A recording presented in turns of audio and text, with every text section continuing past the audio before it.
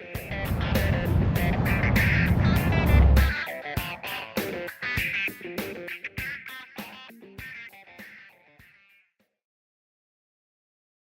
to Science Cafe, New Hampshire in Concord, our 85th, I think it is, Science Cafe, since it started 7 years ago.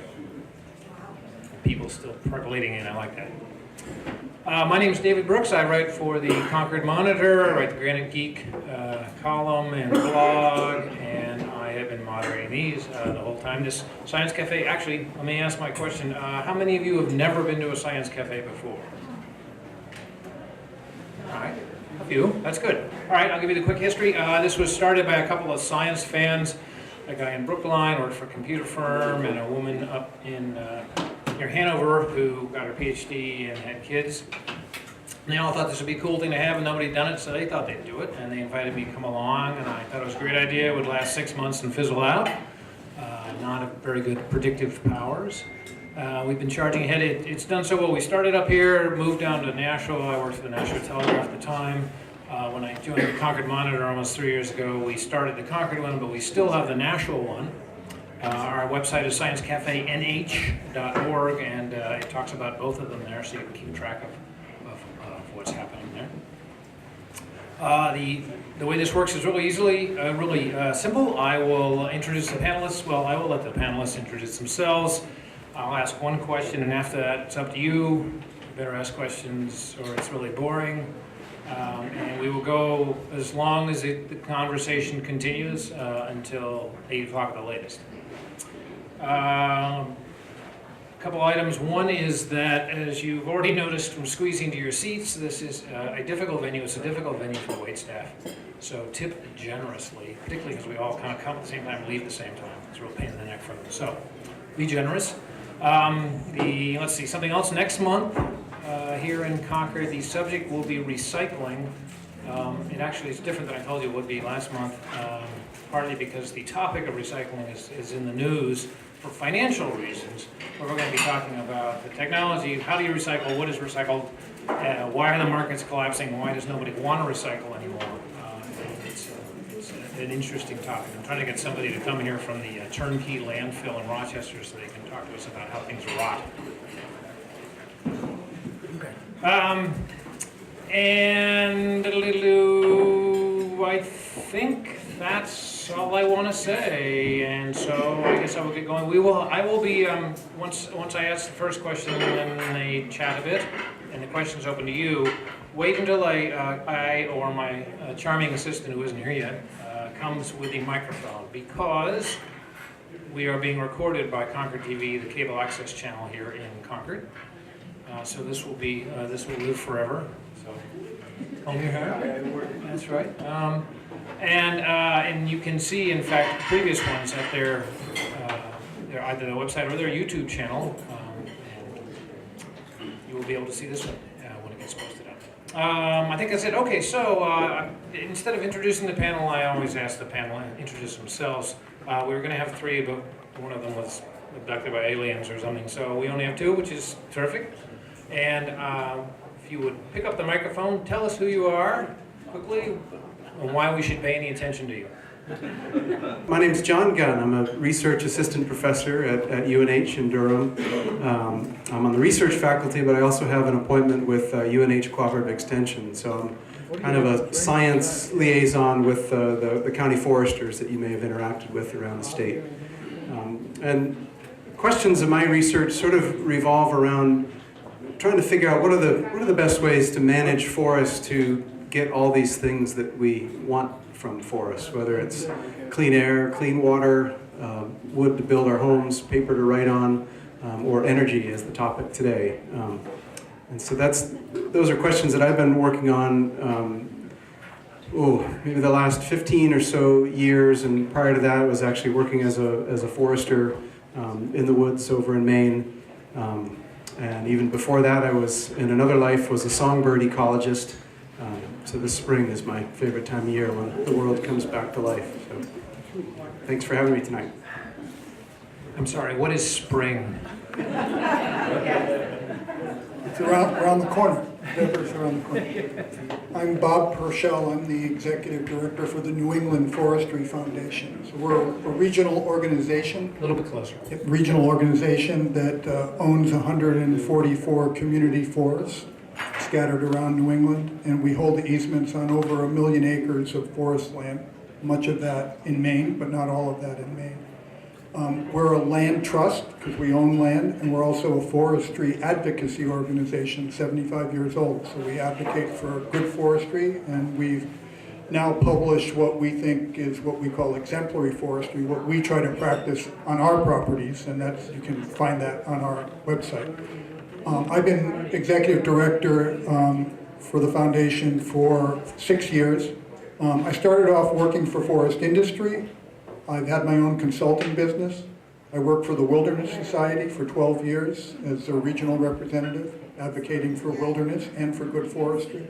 I helped co-found the Forest Stewards Guild and worked for them for a while, and that brought me to my current position. So I say that because I've kind of touched a lot of bases in this sector, and this is a kind of a difficult question we're asking tonight with a lot of perspectives and viewpoints, and maybe you'll think that I can provide somewhat of a balanced perspective because I'm speaking from a number of different perspectives on it. Excellent. All righty. Well, first of all, I will give you the food you ordered that you've been staring at long ago. And then I will ask you an introductory question, which I'll ask you, which is, can you give us a quick overview of how wood is currently used in the state to create energy, electricity, and heat? What's burned, where, by whom, how? Sure. So many of you probably at some point in your life have taken advantage of wood heat in your homes through more traditional ways of firewood, and certainly for many centuries in New England that's been a primary source of heat energy. More recently, people in homes are able to heat with wood pellets that are made here locally, throughout New England in the northern forest. Those pellets they can be made from trees that come out of the forest and are chipped up and ground up and compressed into pellets, or they could be made from the residue coming from sawmills, so the sawdust that is a byproduct of making lumber. Also, many of you may have encountered the Schiller facility down in Portsmouth that mixes wood chips in with coal to generate electricity, and up in Berlin, another large biomass electric plant up there. And then in between, we've got other kinds of more locally used, or local ways to get heat. In terms of, there's many schools and other municipal buildings and institutions that are now switching over to wood-based boilers that utilize chips. In fact, UNH is just making a move that way here starting this summer, breaking ground on a new power plant there. And then there's kind of various mixtures where facilities will also, in addition to getting heat from wood chips, they'll capture the excess heat and either maybe use that for process of manufacturing, or in some cases district heating. So a wide range of different ways that people get energy from wood, all revolving around heat and electricity at this point. Is there before I go to questions, is there sort of a summary as to how much energy New Hampshire gets from wood at the moment? I actually just saw the 10-year energy plan that had a number in it, and I forgot to write it down. Yeah, I don't have that number. Okay. All right. Is that a reasonable question to ask, or is that like a weird layman's question that doesn't make any sense? Well, I think it's hard to track the firewood use, but and the use of firewood is going to fluctuate up and down with energy prices, for heating oil and propane, and even for wood pellets, people often will have multiple systems in their house, and so the use in any one year is going to go up or down. But a large facility like up in Berlin, that's maybe 500,000 tons a year of wood that's consuming, and I think Schiller's a little less than that, but basically, so it gives you some sense of scale.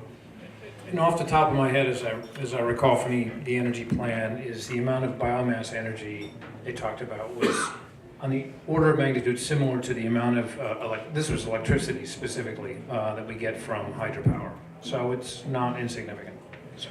And I'll just add also, I mean, that many of the mills, the sawmills are also part of their internal energy use is derived from their own wood waste. So there's a lot of energy that's generated from wood that's used right on site as the manufacturing happens.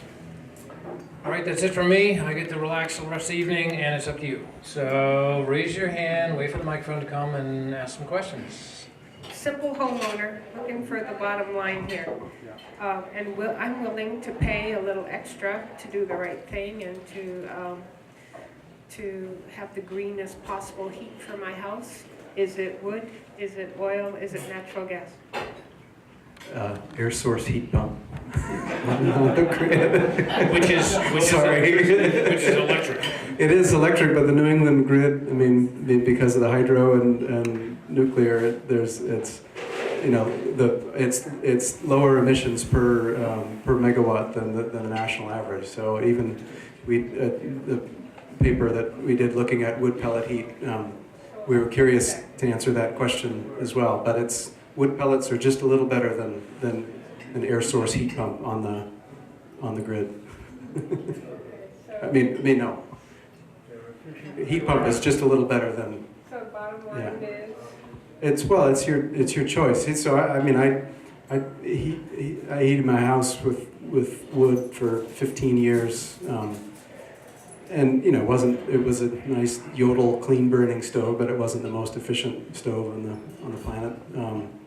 And I know pellets are a little less work, and they're getting better now that we can have bulk delivery. And I think it's a matter of kind of choice and personal convenience. And if the convenience of using pellets for heat in your home can increase, where you're not lugging big bags of pellets and you've got a delivery mechanism that can come right to your house and fill it just like it filled your oil tank, I think that can go a long way to increasing the uptake of pellets. And most of half the pellets in the Northeast are actually made from sawmill residue, which is great. That's the ideal.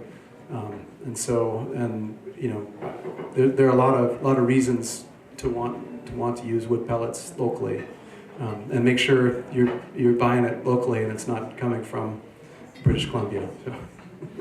Okay, I got a question up here. Well, actually, let's go back there first because they're getting lonely back there. So. The organization I work for owns about 57,000 acres of timberland in New Hampshire. We manage it. And what I'm curious about 70% of the standing wood on our forests, and I assume this is probably true for the rest of the state, is low-grade wood. And you've both talked about a couple of ways we could use that low-grade wood. I'm curious if you might talk about things you haven't yet talked about. Are there new markets that you see emerging that could perhaps consume this low-grade wood in a way that might be, in the big picture, more desirable from a landowner's standpoint as well as from an economic standpoint? Yeah, I'll echo two of the things that John said and then kind of look at a little bit of the future and where things might go.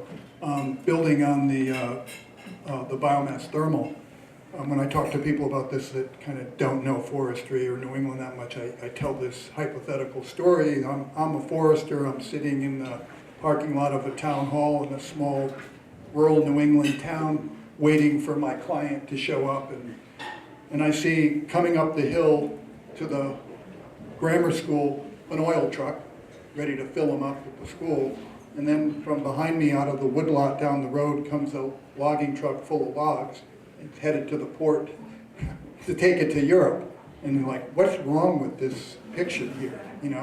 The fuel and the energy is right there in the backyard all over New England. And we're not utilizing it.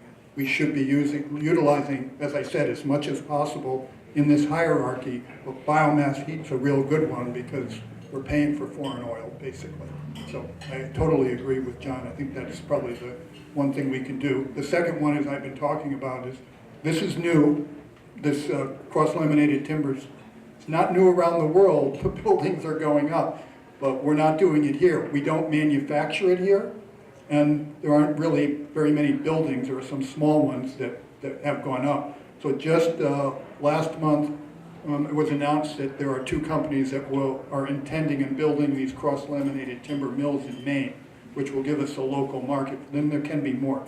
New England Forestry Foundation did a study, an economic study, that said this is viable. You know, you entrepreneurs and investors, the materials here, the species work, and we can be globally competitive.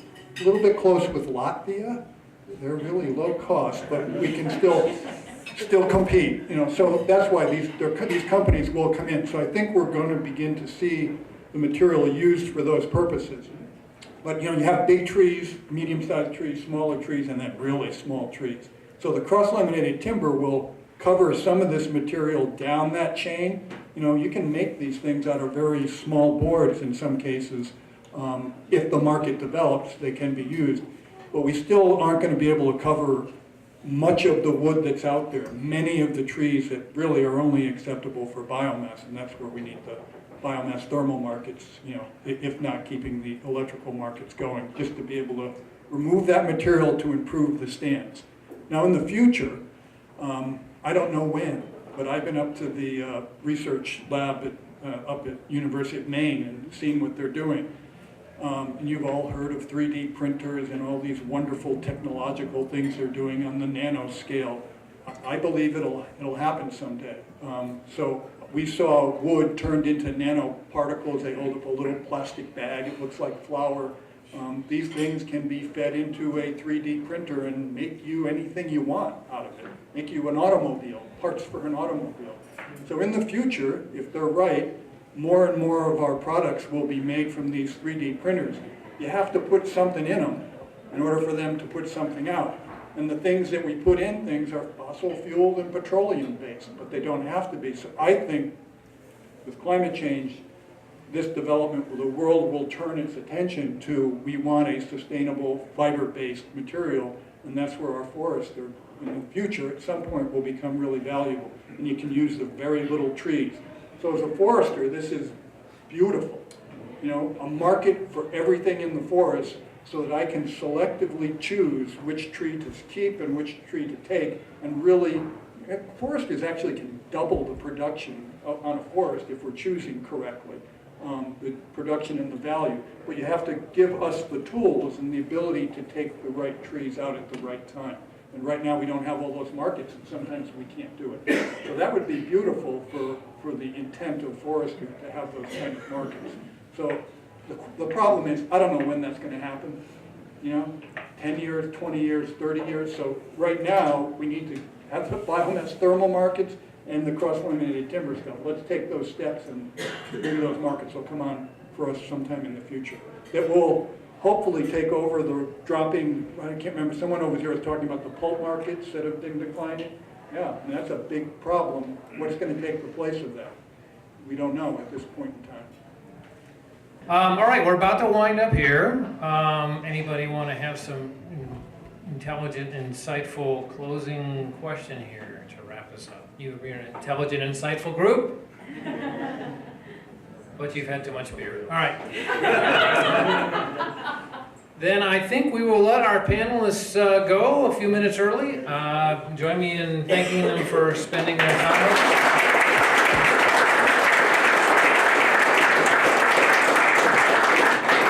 And I thank you all for coming. As I said, next month we will be talking about science and technology recycling here. I don't know what the Nashua topic is, but you can check our website. And as I say, sign up for the newsletter if you haven't already. Thank you very much.